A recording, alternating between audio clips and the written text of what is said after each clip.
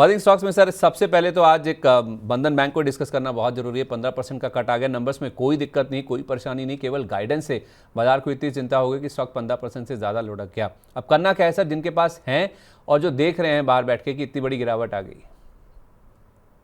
और सर दोनों के लिए अगेन वही सलाह है जो कल थी। कल बंधन बैंक हमने डिस्कस भी किया था कि बहुत बेहतरीन पैटर्न है, लेकिन कल रिजल्ट के बाद ट्रेड करना पसंद करेंगे। और यही एक डाउट था कि अगर अच्छा आया तो ऊपर खुलेगा, खराब आया तो नीचे खुलेगा। अच्छा खासा नीचे खुला है, 168 169 तक लॉन्ग लिक्विडेशन हो सकता है। बट जिस आपका चार्ट पे डेंट आया है, I would not like to play this chart. मैं इसको अगले 2-3 महीने के लिए अवॉइड कर दूंगा। ठीक है। ब्लू स्टोन ज्वेलरी सर, कल हमारी महेश जी से बात हो रही थी। कल इसके नंबर्स आए थे, घाटे से मुनाफे में कंपनी आई थी। आई थिंक 650 650 के आसपास बातचीत हो रही थी। उन्होंने बोला था कि 800 हो जाएगा ये शेयर। मैंने बड़ा अजीब तरीके से इसमें बिहेव किया था। मुझे अंदर से ऐसा लगा था कि बहुत ऊपर के टारगेट दे रहे हैं ये, 650 वाला कहाँ 800 हो जाएगा। एक ही दिन में हो गया सर, आज तो 860 के आसपास का हाई टच कर दिया। क्या करें इसमें? सर एक बार के लिए होल्ड कर सकते हैं। अगर आपके पास है तो एक बार के लिए होल्ड कीजिए। प्रोबेबली मैं इसको रिव्यू करना चाहूँ सर अगले 2-3 दिन के बाद। अगर थोड़ी सी यहाँ पे इसी आसपास प्राइस रहती है तो मे भी एक सेकंड अटेम्प्ट ट्रेड का ट्राई कर सकते हैं। तो I would give it some time. मैं 2 से 3 दिन का समय देना पसंद करूंगा, उसके बाद वापस आके इसको रिव्यू करना पसंद करूंगा। ओके। M&M फाइनेंस, इसके भी नंबर्स आए हैं सर। नंबर्स के बाद हम देख रहे हैं कि स्टॉक में आज रिएक्शन बना है। 384 तक ये गया था, अभी 378 के आसपास है। M&M फाइनेंशियल में सर ये जो Q1 के नंबर्स के बाद सर्ज बना है 2 सेशंस में, उसको कैसे प्ले करें? अच्छा, रेमंड फाइनेंशियल में अगेन हमने ये लास्ट वीक भी मतलब लगभग रोज ही डिस्कस करते हैं कि इन्वेस्टर हैं तो बाई करके चलिए, ट्रेडर है तो बहुत अच्छा मूव नहीं देता ट्रेडिंग के लिहाज से। हालांकि पिछले 2 दिन में ट्रेडिंग के लिहाज से अच्छा मूव दे दिया, बट अर्निंग्स कैप था। तो जहां बंधन बैंक में उल्टा पड़ा, यहाँ सीधा पड़ गया। तो ना बंधन बैंक हम ट्रेड करते, ना महिंद्रा महिंद्रा फाइनेंस ट्रेड करते, और ट्रेडिंग का वैसे काउंटर भी नहीं है। तो वापस से ऑल टाइम हाई के करीब आ गया है 403.15। और जो 700 600 700 रुपए के जो टारगेट अपन ने डिस्कस किए थे, एज इट इज इंटैक्ट है। तो अगर है तो होल्ड करे रहिए। मेरे ख्याल से बेचने की कोई बहुत जल्दी नहीं करनी चाहिए। ओके। ट्राइडेंट के रिजल्ट्स का रिएक्शन देखें तो ये स्टॉक 26 रुपये 80 पैसे तक गया था, अभी 25 रुपये 70 पैसे के आसपास है। मुनाफा इनका बढ़ा है, लेकिन मार्जिन्स में जो प्रेशर आया शायद वो बाजार के लिए थोड़ी चिंता की बात है। कैसे इसको ट्रेड करें, कैसे अप्रोच करें? ट्राइडेंट, सर देखिए ट्राइडेंट में तो मतलब इनकी एक्सपेंशन स्टोरी ठीक ठाक बिल्ड हो रही है, बट वो चार्ट पे रिफ्लेक्ट ही नहीं हो पाती है। पता नहीं क्यों। ये स्टोरी बहुत अच्छी डेवलप होती है लेकिन चार्ट पे नहीं रिफ्लेक्ट होती है। तो आई वुड वेट। मैं यहाँ पे 50 वीक मूविंग एवरेज और वीकली पे स्विंग हाई दोनों 26 से 27 के बीच में है। तो 27 रुपए 31 पैसे के ऊपर क्लोजिंग का वेट करूंगा। उसके ऊपर क्लोजिंग आती है तो फिर मेरा इंटरेस्ट आना स्टार्ट होगा।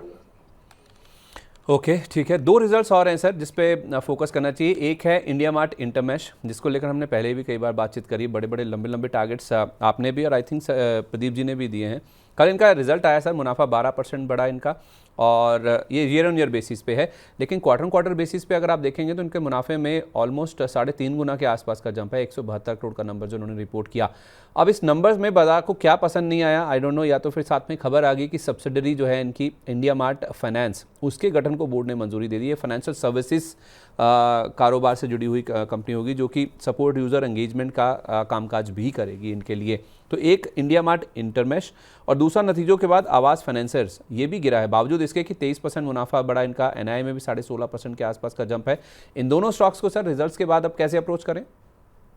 सर आई बिलीव कोई कंफ्यूजन है। इंडिया मार्ट में मैंने बाई कभी नहीं दिया हुआ, क्योंकि इसमें बाइंग क्लाइमेक्स अक्टूबर 2021 में हो चुका है 3750 रुपए पे। और बाइंग क्लाइमेक्स के अभी टारगेट अचीव नहीं हुए हैं। 1338 रुपए बाइंग क्लाइमेक्स का टारगेट आता है, जो कि 3750 पे बाइंग क्लाइमेक्स हुआ था। तो I don't think India mart कभी मैंने बाई दिया होगा। बाइंग क्लाइमेक्स वाले स्टॉक से मैं हमेशा ही दूर रहता हूँ, ये तो अब लगभग सभी को पता चल गया होगा।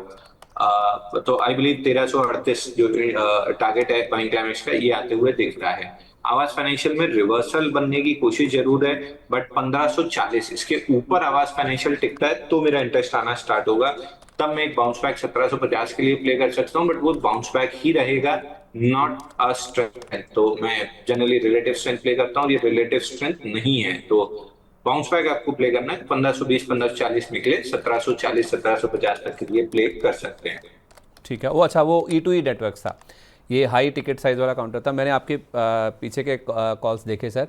27 मई को हमारी बातचीत हुई थी E2E नेटवर्क को लेकर, जिसमें आपने कहा था उस समय 50% आप 60% मुनाफा वसूल कर लीजिए और दोबारा अगर 3600 के आसपास मिले तो आप खरीदिए। 4405, 5487 और 9000 के टारगेट। एक तो स्टॉक था ऐसा ही सर, बड़े टारगेट्स की बात हुई थी, E2E नेटवर्क्स था, my bad sir, E2E networks था वो, ये वाला स्टॉक नहीं था इंडिया मार्ट इंटरमेश। अच्छा, नतीजों के दम पर सर आज साइंट, DLM, TVS होल्डिंग्स ये भी रिएक्ट करते हुए दिख रहे हैं। साइंट DLM का मुनाफा तो ईयर ऑन ईयर 2 गुना से ज़्यादा बढ़ता हुआ दिखा, रेवेन्यू भी अच्छे ग्रो किए हैं, मार्जिन में भी 1.5% ही सही लेकिन इंप्रूवमेंट देखने को मिला है और TVS होल्डिंग्स के नंबर्स भी ठीक ठाक दिख रहे हैं। इन दोनों स्टॉक्स को रिजल्ट्स के बाद सर अब कैसे ट्रेड करें? सर ये साइन डीएलएम तो एकदम वर्टिकल अप मूव हो चुका है। अगर आपके पास है तो आप बहुत टाइटली 680 का स्टॉप लॉस, 679 का स्टॉप लॉस ले लीजिए और होल्ड करे रहिए। मोमेंटम जब तक मिल रहा है तब तक मोमेंटम प्ले किया जा सकता है। इसमें एक मेजर रेजिस्टेंस जो है 744 रुपए पे है, ऑलमोस्ट 10 रुपए नीचे रह गया है। 744 स्लाइस थ्रू किया तो और आपको 50-60 रुपए दे देगा, बट इन ऑल केसेस 679 के नीचे अगर क्लोज करता है तो एग्जिट करना है। दूसरा ठीक है, दूसरा कौन सा था sir? TVS holding sir. TVS holding. Sir illiquid counter है, 4700 एवरेज वॉल्यूम है, 50 डे एवरेज वॉल्यूम। तो ट्रेडिंग की तो कतई कोई सलाह नहीं रहेगी। बाकी वीकली चार्ट पे 106 हफ्ते का बीसीपी ब्रेकआउट बन रहा है 14,700 पे, 20,000 तक जा सकता है, बट लेना बेचना दोनों लगभग इम्पॉसिबल रहेगा। तो आई वुड सजेस्ट कि इसको अवॉइड लिस्ट में डाल दें। दो और रिजल्ट्स के रिएक्शन है सर, एक तो है हडसन एग्रो, इनका जो रेवेन्यू का नंबर आया ना, हाईएस्ट एवर नंबर इन्होंने रिपोर्ट किया, लेकिन उसके बावजूद इनका जो मुनाफा है उसमें करीब 1-1.25% के आसपास का ड्रॉप हमने इस बार बनता हुआ दिखा। तो उस हिसाब से देखें तो नंबर्स में हाईएस्ट एवर रेवेन्यू के बावजूद भी मुनाफे में ड्रॉप देखने को मिला। और दूसरा है सनटेक रियल्टी, इसको देखिए, मुनाफा इनका 26% ग्रो किया, रेवेन्यू में 1.25% का जंप है, मार्जिन्स भी ग्रो होकर आए हैं। तो सनटेक रियल्टी इस पे फोकस कर सकते हैं, क्योंकि कल जब हमारी रियल्टी की बात हो रही थी, जब मैंने आपसे सवाल पूछा था सोबा को लेकर, आपने कहा था मुझे रेमंड रियल्टी ही पसंद है। क्या इस लिस्ट में सनटेक रियल्टी को भी ऐड कर सकते हैं क्या? Not really sir. Suntech Realty मतलब अगर इस पैक में आप देखेंगे तो लग तो देखिए जिस हिसाब से पैटर्न बना था, एक ट्रैप की फॉर्मेशन अलग दिख रही है, तो उसका अलग लिक्विडेशन आते हुए दिख रहा है। तो मेरी लिस्ट में तो नहीं है एटलीस्ट सनटेक रियलिटी। मैं थोड़ा सा रिलेटिव स्ट्रेंथ पे ही ज्यादा फोकस करना पसंद करूंगा। दूसरा दूसरा काउंटर था आपका सर सनटेक के बाद पहले? Hudson agro. अच्छा नहीं। सर हैटसन एग्रो प्रोडक्ट में प्रीवियसली जब ये मेरे ख्याल से गवर्नमेंट आई थी या क्या आई थी, जब एकदम से बड़ा मूव आया था, उसके बाद से स्टॉक में कंप्लीटली डाउन ट्रेंड ही देखने के लिए मिल रहा है। तो इस स्टॉक में भी मेरा बहुत ज्यादा इंटरेस्ट नहीं है, क्योंकि रिलेटिव वीकनेस एकदम अपने पीक पे है और ऐसा स्टॉक बहुत अच्छा नहीं लग रहा। मैं अवॉइड करूंगा सर दोनों काउंटर्स को। ठीक है, ओके। इंडियन होटल्स देखिए सर, इनके नंबर्स में 21% इनका मुनाफा बढ़ा, रेवेन्यू में 14% का जंप है, मार्जिन्स भी 60 बेसिस पॉइंट ही सही लेकिन बढ़कर आते हुए दिखे हैं। तो इन नंबर्स का रिएक्शन अगर आप देखेंगे तो आज इंडियन होटल्स के स्टॉक में दिख रहा है। खुला था ये सर 736 पर, 738 पर हाई बनाने के बाद अब 725 पर आ गया। कोई पैटर्न है ऐसा ट्रेड करने लायक, क्या अवॉइड करें? सर पैटर्न जरूर है, but market cap 1 lakh crore के ऊपर है तो स्लो मूवर रहेगा। तो आप 760 तक के लिए चाहें तो प्ले कर सकते हैं।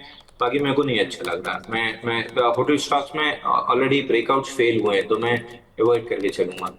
ठीक है, चाहे तो प्ले कर सकते हैं 760 के लिए, 35 रुपये का अपसाइड है लेकिन स्लो मूवर रहेगा। अनंतराज में क्या करें सर? आज एक खबर आई है इनको लेकर कि ये अपना जो डेटा सेंटर और क्लाउड सर्विसेज बिजनेस है उसको डीमर्ज कर रहे हैं। अशोक क्लाउड नाम की कंपनी है जिसमें ये दोनों कारोबार है, उनको अलग से डीमर्ज करके रख दिया जाएगा। तो डेटा सेंटर और क्लाउड सर्विसेज की अलग से लिस्टेड होंगी, यानी कि इनकी जो रियल एस्टेट जो उनका कोर बिजनेस है और जो इंफ्रा कारोबार है ये एक बिजनेस रहेगा लिस्टेड के रूप में, और इनका जो अब डेटा सेंटर और क्लाउड सर्विसेज बिजनेस है उसको ये अलग एक कंपनी बनाने जा रहे हैं जो कि बाजार में लिस्ट होगी। तो कुल मिलाकर देखा जाए इनकी 2 लिस्टेड एंटिटीज होंगी। अच्छी खबर है, वैल्यू अनलॉकिंग की कोशिश की जा रही है कंपनी की ओर से, लेकिन स्टॉक रिएक्ट नहीं कर रहा है। कोई वजह?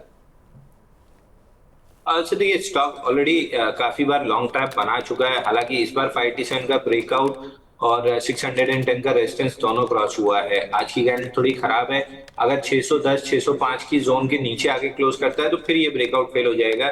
नहीं करता है तो एक बार स्लो एंड स्टडी 660 रुपए जा सकता है। क्या मैं इसको ट्रेड करता?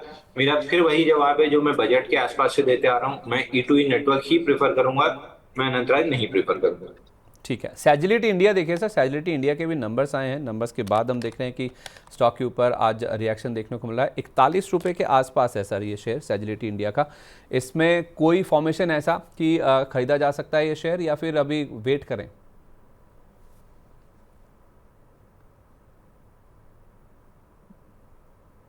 Sir सैजिलिटी India. सर आवाज आ रही है मेरी? हाँ जी प्लीज़ सर कंटिन्यू। सर सेजिलिटी में देखिए, अगेन जो पैटर्न फेल हुआ था या जो ब्रेकआउट फेल हुआ था उसके बाद से भी लिक्विडेशन कंप्लीट हो चुकी है।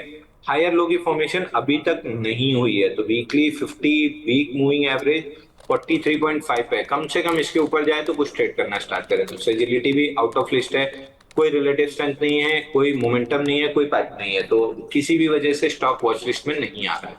ठीक है, चेन्नई पेट्रो सर हमने कई बार डिस्कस किया है। चेन्नई पेट्रो आपने 1500 रुपये तक के टारगेट के लिए कई बार बोला है, अभी 1300 रुपये के आसपास है। आज एक सवाल आया था सर हमारे एक दर्शक का, उनका नीचे में लिया हुआ है 1200 समथिंग पर, तो क्या इसमें मुनाफा बुक कर लेना चाहिए? जब जब क्रूड चलता है तब ये स्टॉक मूव करता है।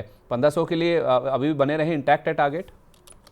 माय एग्जैक्ट पॉइंट, अगर अगर आप क्रूड की रिस्क अवॉइड कर सकते हैं तो 1350 1600 तक के लिए रखिए, क्योंकि क्रूड मेरे को यहाँ से वापस नीचे जाते हुए दिख रहा, हो सकता है 3-4 हफ्ते सस्टेन कर ले। $112 के आसपास सब 150 135 की बात कर रहे थे, कोई भी वहां पे सेलिंग प्रेशर नहीं देख रहा था। And I am very clear, मेरे को अभी भी सेलिंग प्रेशर दिख रहा है। $85 पे गैप फिल होने के बाद मेरे को नीचे 75 या $67 आते हुए दिख रहा है। तो अगर वो रिस्क आप अवॉइड कर सकते हैं, 1350 और 1600 के लिए बाई कर लीजिए। ठीक है, ओके। बजाज ऑटो और टीवीएस मोटर कल दोनों के नंबर्स आए थे सर, दोनों कल भी बहुत शानदार चले थे और आज फॉलोअप बाइंग मूव इन दोनों स्टॉक्स में देखने को मिला है। दोनों ही 3.25 से 4% की मजबूती दिखा रहे हैं, अच्छे खासे वॉल्यूम्स के साथ बिल्टअप है। टीवीएस मोटर तो ऑल टाइम हाई के आसपास खड़ा है। बजाज ऑटो पे एक बार मेरी आपसे बात हुई थी सर बायबैक के टाइम पे, आपने कहा था कि अगर आपका लॉन्ग टर्म का व्यू है, जो टेंडर हो जाए ठीक है, बाकी आप 12,000 के टारगेट के लिए चाहें तो इसको होल्ड करके रख सकते हैं। 10,800 के आसपास भी वही व्यू है सर, और टीवीएस मोटर पे भी बताइए क्या करना है? अच्छा, 11,100 की रेंज में गैप है बजाज ऑटो में, ये फिल होने के बाद एक बार रिएक्शन मिल सकता है।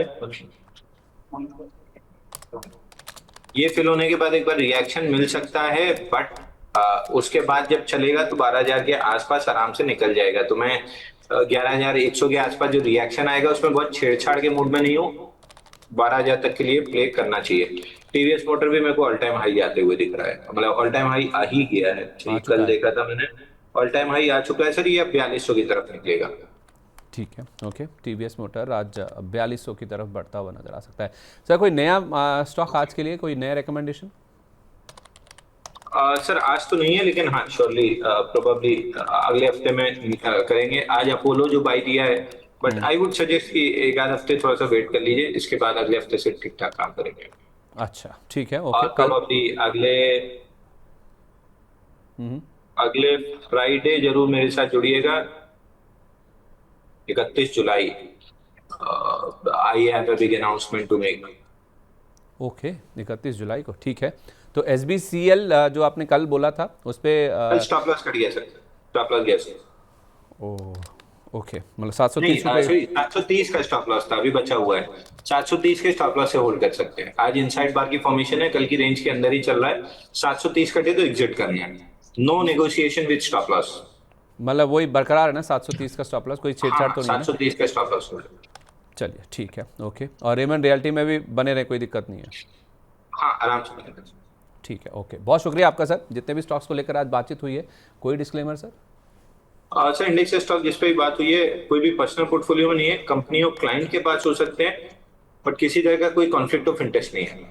चलिए, बहुत शुक्रिया आपका sir, thank you so much अपना कीमती समय आज हमारे साथ शेयर करने के लिए। धन्यवाद सर।